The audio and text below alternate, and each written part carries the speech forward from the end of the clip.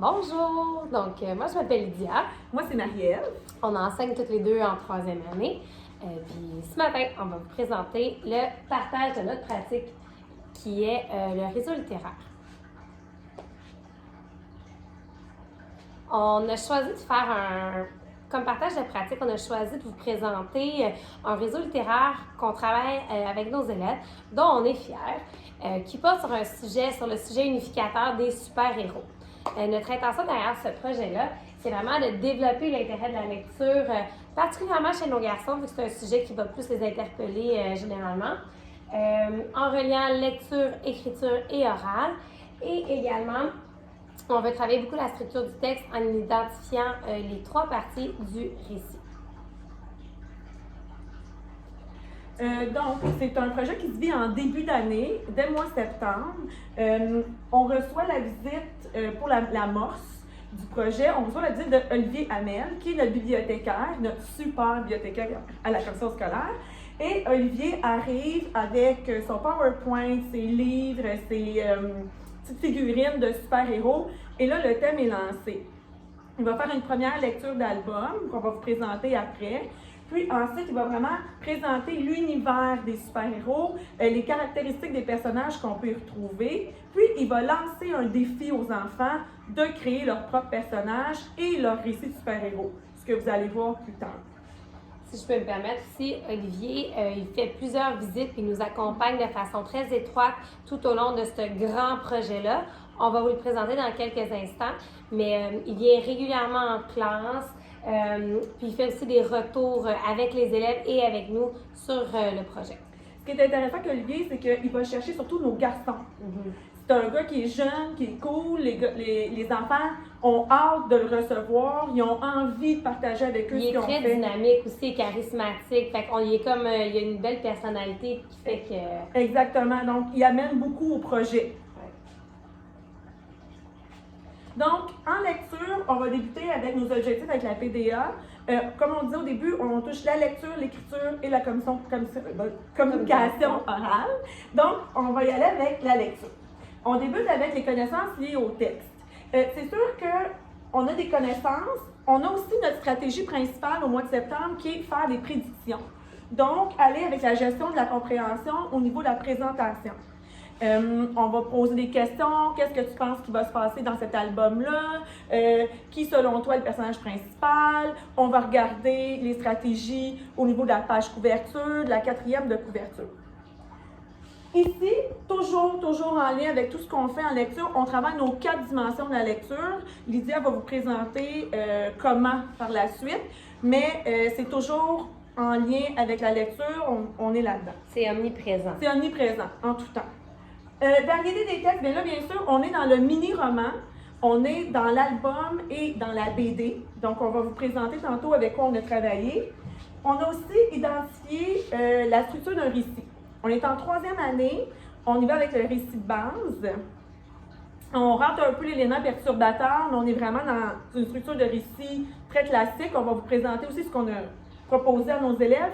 Et on est au mois de septembre. Donc, on est vraiment dans la base.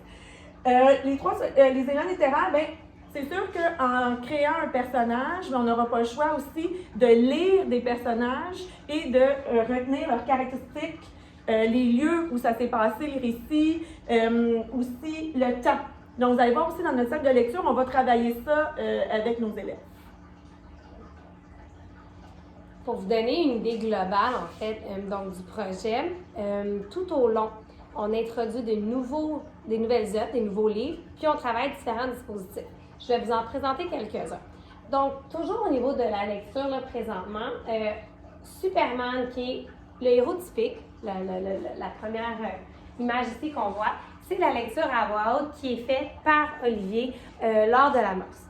On lance le projet. Ensuite de ça, on introduit 2 nouveaux albums en 2 temps, qui est Super Beige et Super Beige le retour.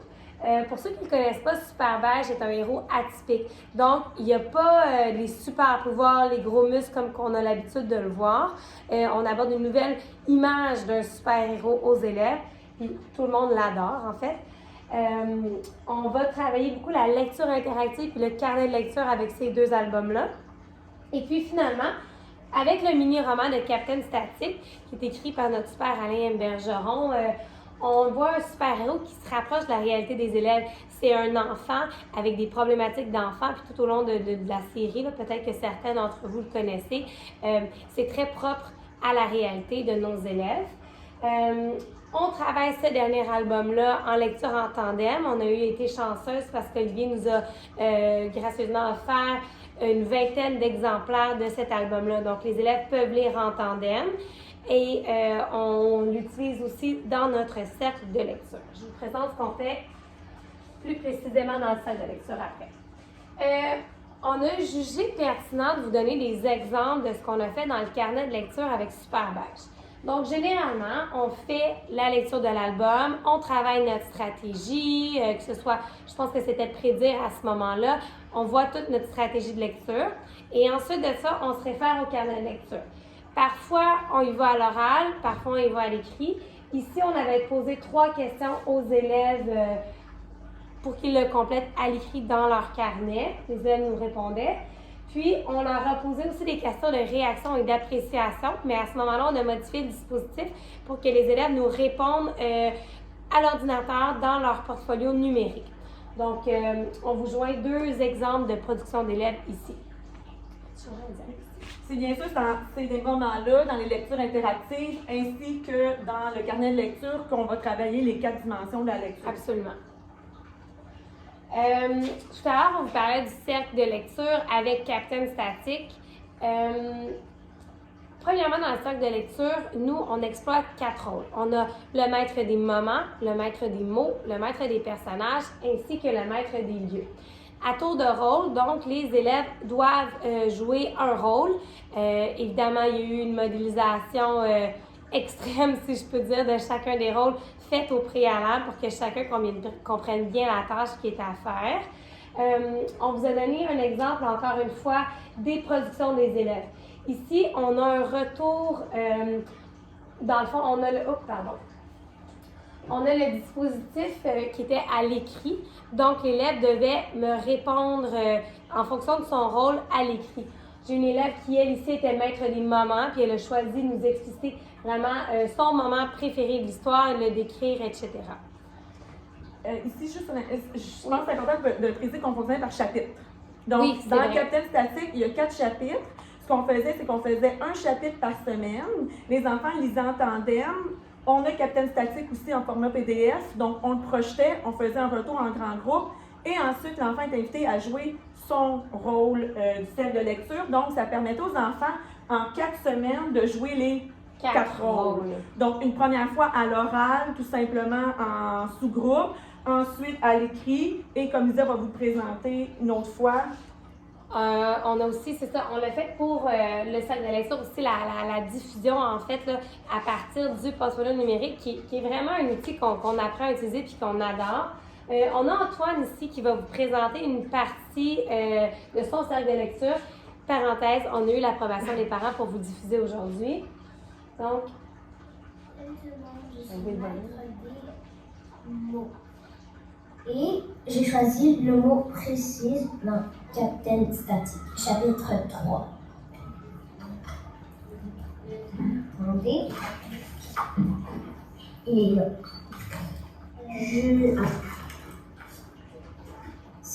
C'est bizarre.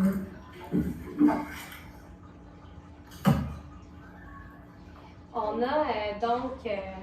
le beau Antoine, qui est maître des mots et qui va par la suite nous préciser exactement qu'est-ce que donner la définition du mot précis, des exemples. Puis, c'est super aussi important pour nous, mais en fait, ce portfolio numérique-là occupe une grande part maintenant de notre enseignement parce que ça nous laisse des traces aussi des connaissances des élèves. Donc, c'est très, très, très concret. Puis, on adore utiliser ce fonctionnement-là maintenant.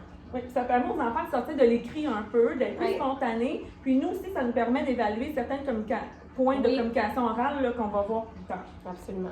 C'est envoyé aux parents en passant. Les parents peuvent voir ensuite, puis on commente tout ça. Ils peuvent voir le travail de leur enfant, puis c'est vraiment génial. Les réactions sont toujours positives.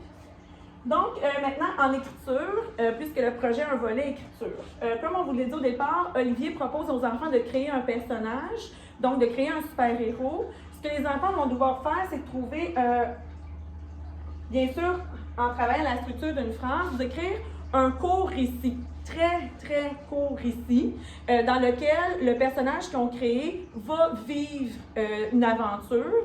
Donc, le personnage est créé au départ. C'est sûr que si on sort tout, on travaille les adjectifs, on travaille mettre un verbe dans ta phrase. Ici, toutes les caractéristiques d'une phrase grammaticale bien construite. Plus précisément aussi, ce qu'on veut travailler, c'est l'organisation dans un texte et la situation initiale, le mélange déclencheur, tout ce qui a rapport avec le récit. Donc, Super Beige a été lu en version interactive, mais en lecture interactive, mais aussi on a recréé le schéma narratif de Super Beige. On a créé le schéma narratif de toutes les histoires qu'on a lues jusqu'à maintenant, Capitaine Statique inclus.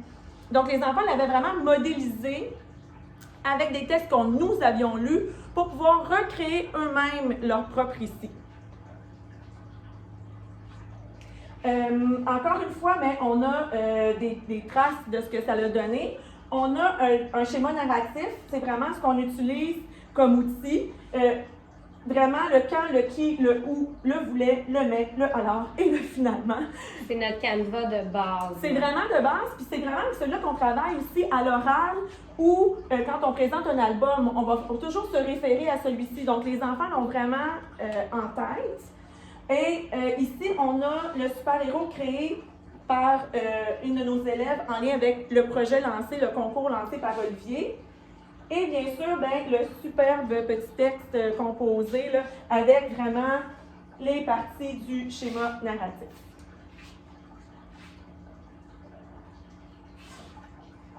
Donc, notre dernière composante, c'est la communication orale. On a visé deux, comment je pourrais dire ça? Stratégie. Oui, deux volets aussi. Vous allez voir plus tard quand je vais vous le présenter. On a le volet spontané au quotidien, puis on a le volet vraiment genre présentation orale devant les autres. Ici, au niveau des stratégies de partage, ce qu'on a vraiment trouvé important, c'est de mettre l'enfant sur l'écoute. Autant dans le quotidien, donc on est dans notre cercle de lecture, on se parle, on s'écoute, autant dans une présentation orale lorsqu'un autre enfant est devant. Tout ce qui est éléments prosodiques, on travaille en classe à tous les jours. L'intonation, la prononciation, le volume de la voix adapté, respecté. Sujet de conversation aussi, ce qui n'est pas facile.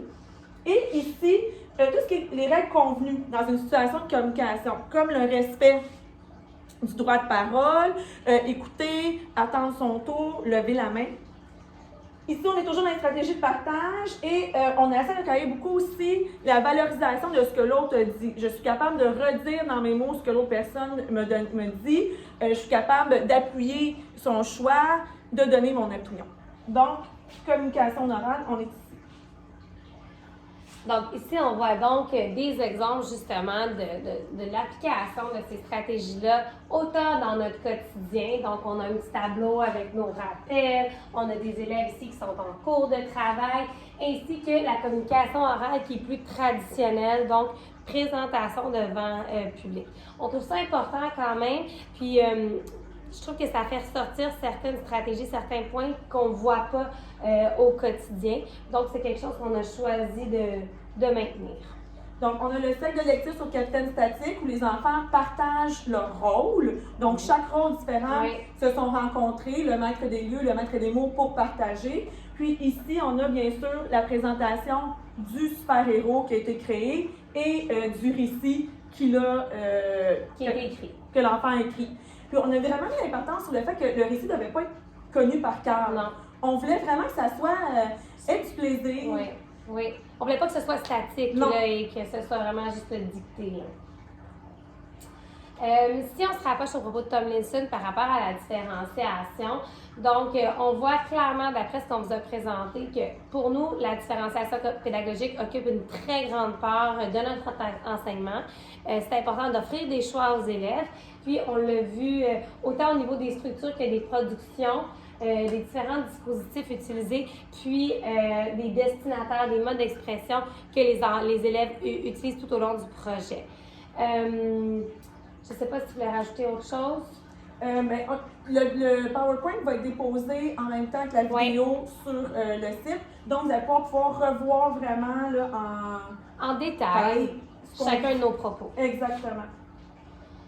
Puis finalement, donc, suite au projet, ça fait maintenant 2-3 ans qu'on fait ce projet-là et qu'on continue de l'améliorer d'année en année.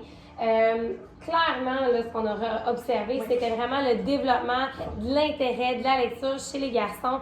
On a plein de parents qui nous ont écrit pour dire « Hey, Captain Statique, c'est génial, où est-ce que je peux me procurer les autres tomes, blablabla. » Donc, on voit que ça a vraiment allumé cette petite flamme-là qu'on cherchait à allumer chez nos élèves. Donc, la motivation était vraiment un des premiers facteurs. Mais c'est ce qu'on voulait mettre en place dès le début de l'année parce qu'on commence en septembre avec ça, puis on voulait que les enfants embarquent avec nous dès le début de leur 3e année, puis qu'ils voient à quel point c'est intéressant de lire des albums, de participer à des discussions sur des albums aussi. Oui. La visite d'Olivier aussi créait beaucoup une grande motivation aussi, là, donc ça faisait partie de l'ensemble du projet. D'un niveau plus pédagogique, à ce moment-là, les élèves aussi arrivent mieux en mieux à identifier les différentes parties du schéma narratif, principalement à l'oral. Ils ont besoin encore de soutien à l'écrit, mais un texte qu'on leur lit, à la limite, ils sont capables de repérer, de mieux repérer les différentes parties. On est vraiment dans un début de cheminement. En apprentissage. En apprentissage. Ouais. C'est sûr que aussi les productions, ce qu'ils nous ont montré, c'est qu'il y avait encore beaucoup de chemin à faire. Donc, le but, c'était de voir où est-ce qu'il était rendu aussi. On a vu où est-ce qu'on s'en allait. En écriture, c'est sûr que la structure de phrase, c'est pas acquis. Le schéma, comme elle disait, non plus, mais... On est au mois de septembre. Oui, c'est ça. Puis, on sait qu'on aura beaucoup de modelage encore à faire. On va tout revendre nos stratégies. Puis, ça confirmait certaines craintes qu'on avait. Mais ça reste que le projet était clairement gagnant. Puis, on est fiers d'avoir été en mesure d'exploiter tous les différents dispositifs puis toutes les stratégies comme on l'a fait à travers le projet. De façon pertinente, c'est ça qui est intéressant aussi, c'est qu'avec les années, on se rend compte que c'est pertinent ce qu'on fait, on voit exactement où on veut aller, puis qu'est-ce qu'on veut faire, puis on peut mesurer ce qui est acquis par les enfants ou ce qui ne l'est pas du tout. Donc, c'est sûr qu'ici, on était nullement dans l'évaluation sommative, là. On prend des notes, on est en septembre. C'est sûr qu'on pourrait modifier le projet puis faire les évaluations sommatives avec ça aussi. Mais pour l'instant, c'est pas notre but. Pas du tout. Donc, j'espère que ça va vous motiver à faire un réseau littéraire sur un thème des super-héros. Puis, on a hâte d'avoir vos commentaires sur notre partage de pratique. Bonne journée!